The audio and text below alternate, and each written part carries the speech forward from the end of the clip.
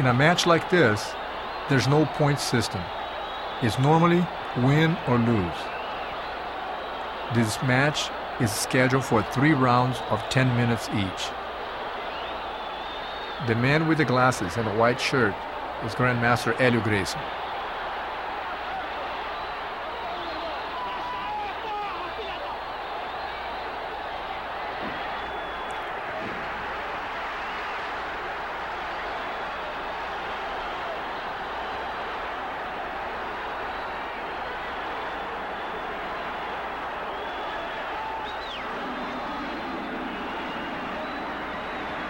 If you have to fight an opponent who is bigger and stronger than you, it is not a good idea to try to exchange punches with him. Our objective is not to give the other fighter the distance he needs to hit. You want to stay too far or too close. A hit from somebody like that is the last thing you want. The jumping around you see is in hopes to disguise his approach. Due to the big weight difference, it might be difficult to flip the opponent. One has to wait for the right moment.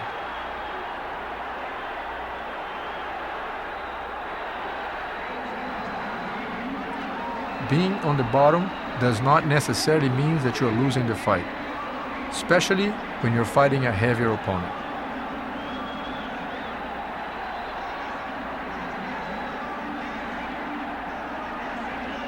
You may have to wait for a while for the right opportunity to turn things around. Jiu-Jitsu techniques will give you the elements to wait for that opportunity.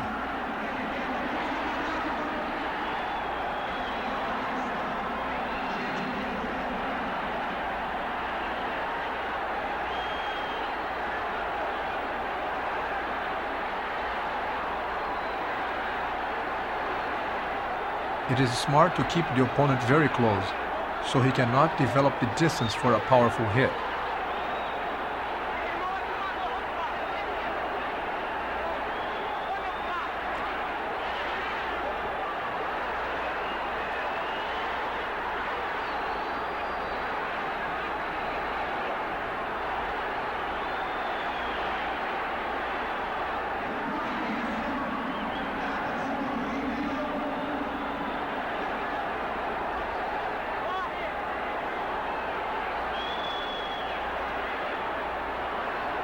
Strikes to the kidneys can be very effective on the long run. In one of my father's fights, his opponent took such a beating to the kidneys that after the fight, he was urinating fragments of the kidney.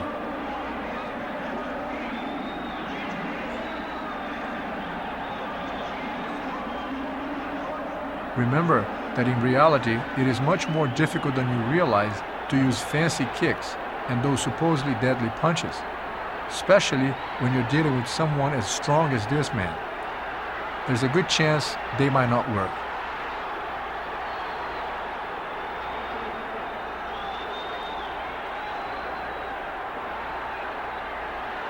As you can see, in this kind of fight, they are not trying to make it look good for the camera or the audience. They are trying to survive.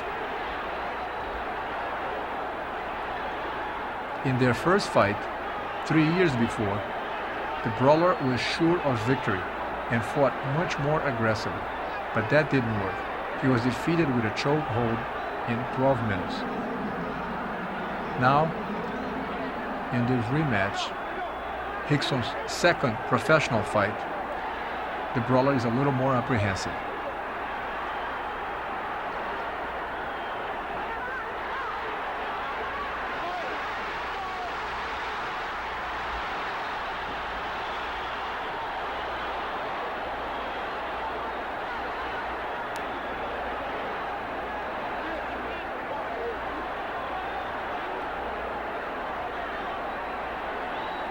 The difference between the Jiu-Jitsu taught at the Gracie Academy and all the other martial arts styles, including other styles of Jiu-Jitsu, is that the evolutionary process of our teaching methods is the result of extensive research by Grandmaster Rickson Gracie. Not only did he have to adapt some of the traditional Japanese techniques to accommodate his lack of strength, but more important, was his contribution as a teacher, developing the teaching method so efficient that he could teach virtually anyone. The Gracie Jiu-Jitsu Academy in Torrance, California, is the only organization that upholds those teaching standards and is endorsed by my father, Hélio Gracie.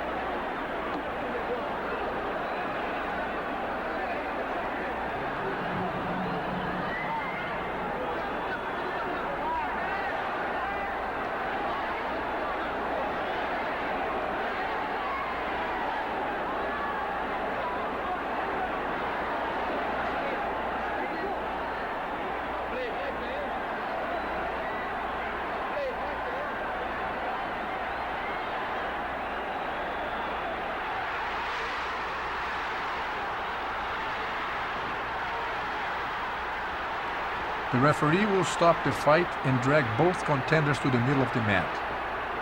But notice that the brawler is going to sneak in a punch during the break. The referee will call his attention, but since this is not a point system fight, there's nothing he can do about it. He can't disqualify the brawler for that.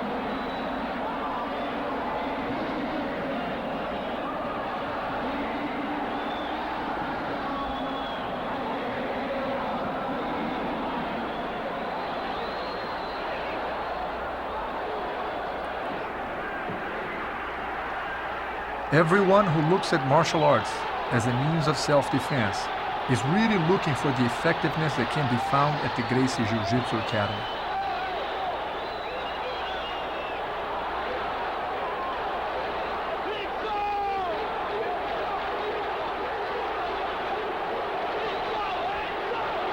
The brawler now is trying to apply the same choke as he did on the boxer in the previous fight, but the Gracie brother knows better and avoids that.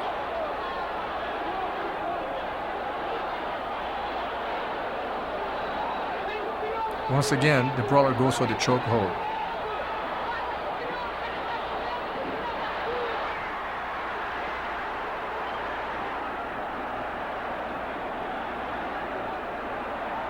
Once again, the Gracie brother prevents him from succeeding.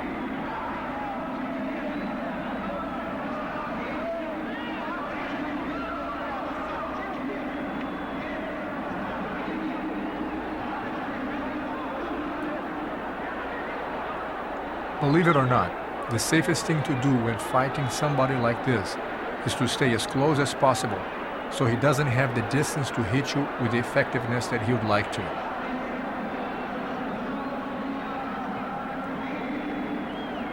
Knowing the proper techniques of Jiu-Jitsu gives you the confidence to lunge in.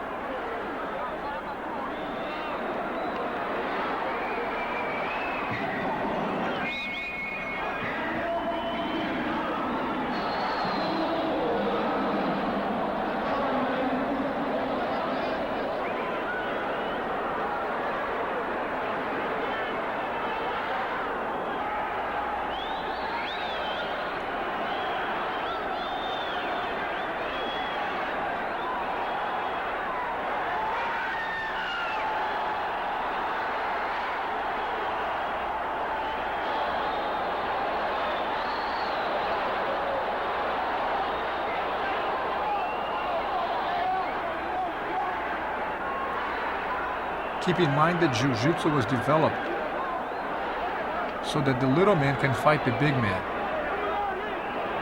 Sometimes when you have a strong opponent like this, simply holding on, it forces you into waiting for the right opportunity so that you can make your move.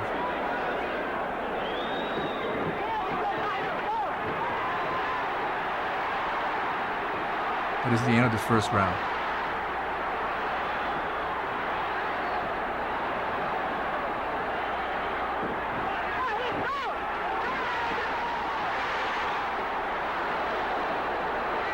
They go back to the action.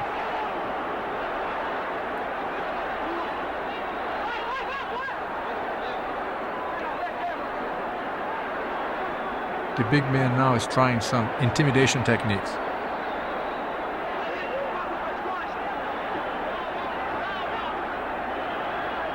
The Gracie brother did not hear the bell ring, and he checks with the referee to see if the round has begun. The big man is tired, and he wouldn't mind waiting a little longer. The Gracie brothers knows that and is going to start pressing the buttons and push the fight to his pace.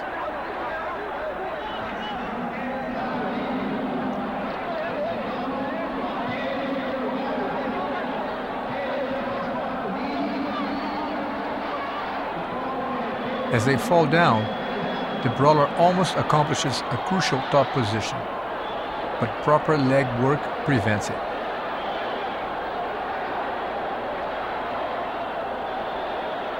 In a fight of this magnitude, there's much more happening than one realizes. Every little movement, no matter how insignificant it might seem, has a place in the overall result. Just like in a chess game, the way you move a little pawn may decide the result of the whole game.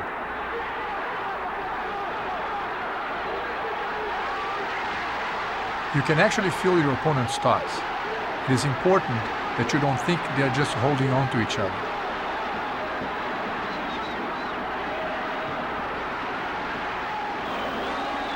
The Jiu-Jitsu man knows that his opponent is tired and is preparing to make his move.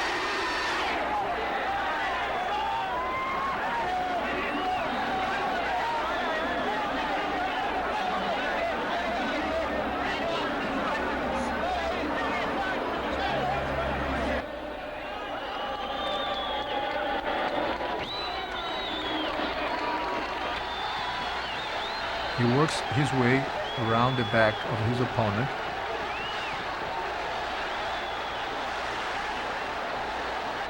and gradually climbs on his back. And just like those anacondas from the north of Brazil, by the delta of the Amazon, he'll wrap himself around his prey. The end is near. In his last attempt to escape, the desperate man rolls around.